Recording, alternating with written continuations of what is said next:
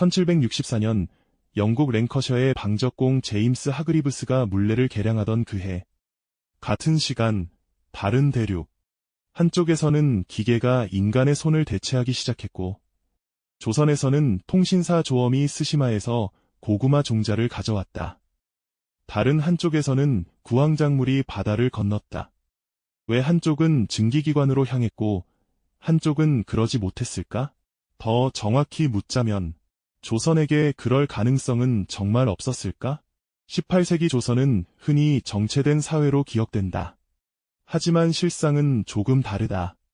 인구는 1400만에서 1500만 사이로 추정된다. 상업 자본이 축적되기 시작했다. 산업공상의 질서는 이미 흔들리고 있었다. 개성상인, 의주만상, 동네 외관 무역상들은 청과 일본을 잇는 중개 네트워크를 운영했다. 농업 생산력도 나쁘지 않았다. 17세기 후반부터 삼남지방에 모내기법이 정착했고 18세기에는 더 널리 퍼졌다. 그런데도 산업혁명은 일어나지 않았다. 문제는 기술이 아니었다. 구조였다. 산업혁명은 기술 발명의 문제가 아니다. 그것이 확산되고 투자되고 제도화되는 문제다. 18세기 조선에 필요했던 건 천재가 아니라 선택이었다. 첫 번째 갈림길. 국가가 광산 개발권을 민간에 완전히 개방했다면, 두 번째 갈림길. 상인 자본이 토지가 아닌 생산 설비에 투자되도록 제도를 바꿨다면, 세 번째 갈림길. 양반 중심의 과거 제도 대신 기술 관료를 선발하는 시험 제도를 신설했다면, 이 중 하나만 달라졌어도 역사는 바뀌었을 가능성이 있다. 물론 그 변화가 반드시 긍정적이었을 거라는 보장은 없다. 1770년 조정이 광산 채굴권을 민간에 전면 개방한다고 가정해보자. 배경은 이렇다. 국가 재정이 부족하다. 은 유출이 심각하다. 광산 개발을 독점하던 관청은 비효율적이다. 그래서 조정은 채광세를 받는 조건으로 민간 자본의 참여를 허용한다. 결과는 처음 10년간 개성상인과 의주만상이 경쟁적으로 광산에 투자한다. 은, 구리, 철 생산량이 급증한다. 자본이 집중되고 채굴 기술이 개량된다. 배수 펌프가 필요해진다. 여기서 첫 번째 기술적 수요가 발생한다. 물을 퍼내는 장치, 수차 기술이 응용된다. 일부 광산에서는 인력 대신 수력을 이용한 동력 장치가 도입된다. 1780년대 금속 생산이 늘어나자 철을 가공하는 대장간이 증가한다. 도시 근교에 소규모 철기 제작소가 생겨난다. 농기구, 무기, 건축 자재, 수요가 있다. 공급이 따라간다. 자본이 순환한다. 그런데 여기서 문제가 생긴다. 양반 지주층이 반발한다.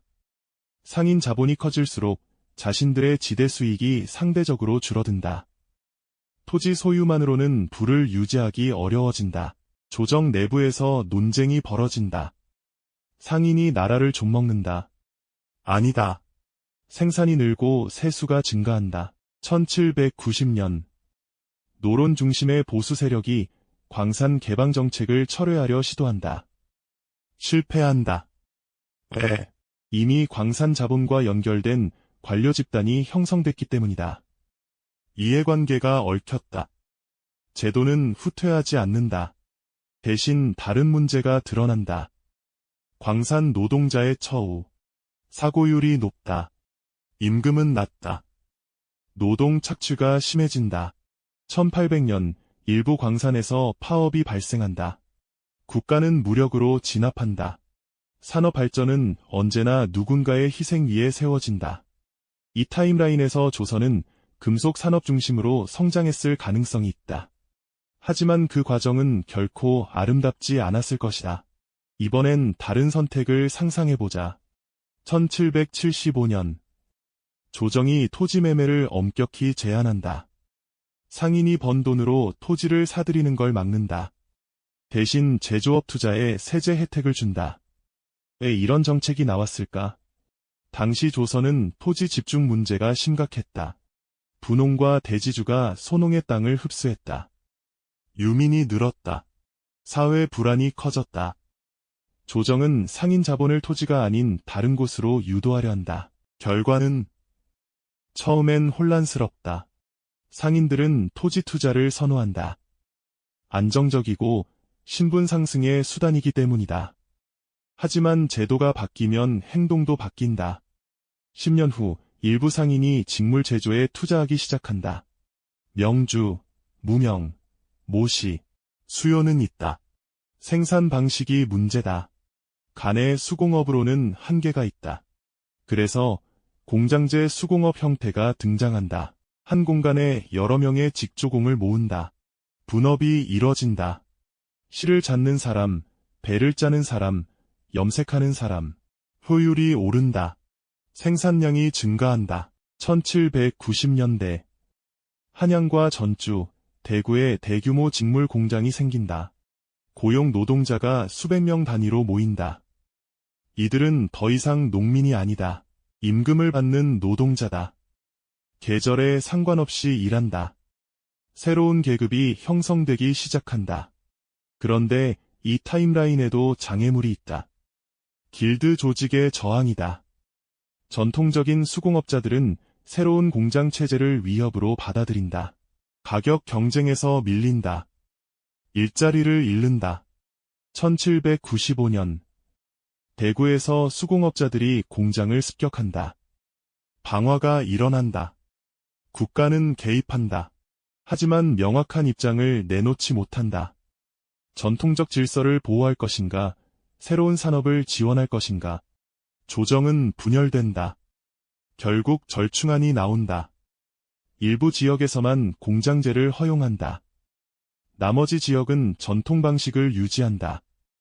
발전은 지역별로 불균등하게 진행된다. 이 타임라인에서 조선은 섬유 산업 중심으로 성장했을 가능성이 있다. 하지만 그 과정에서 사회적 분열과 갈등은 피할 수 없었을 것이다. 실제 역사에서 조선은 이런 선택을 하지 않았다.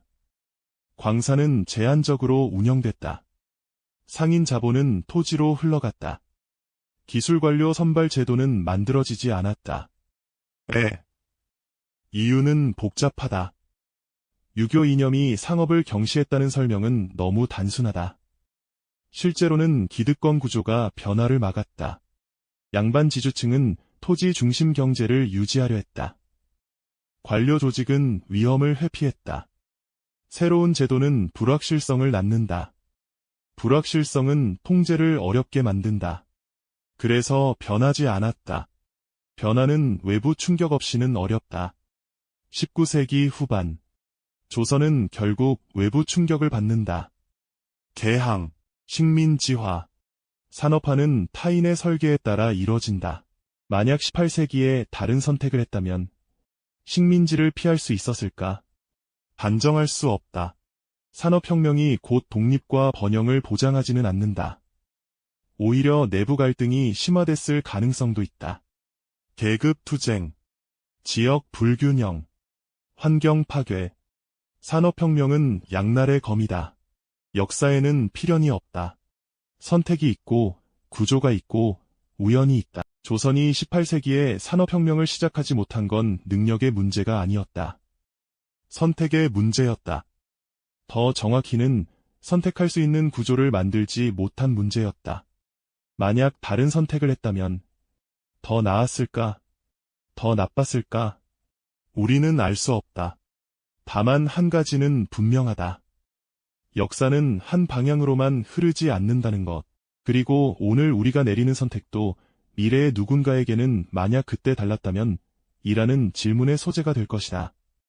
당신이라면 어떤 선택을 했겠는가?